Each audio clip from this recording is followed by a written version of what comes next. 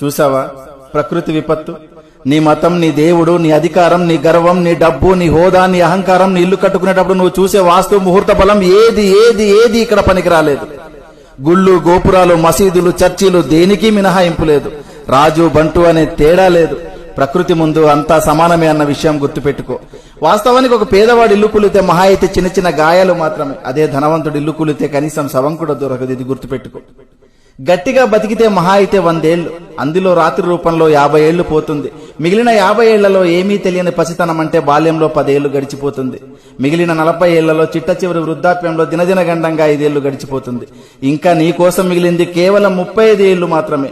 ఈ 35 ఏళ్లలోనే నీ చదువు, నీ సంపాదన, నీ కుటుంబ బాధ్యత, బంధాలు, బంధుత్వాలు అన్నీ చూసుకోవాలి.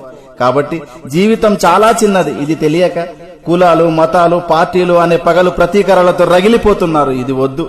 సాధ్యమైనంత వరకు నీ శక్తి మేరకు నీ సమాజానికి నీకు గుర్తుగా ఏదో ఒక మంచి పని చేసే వెళ్ళిపోదాం.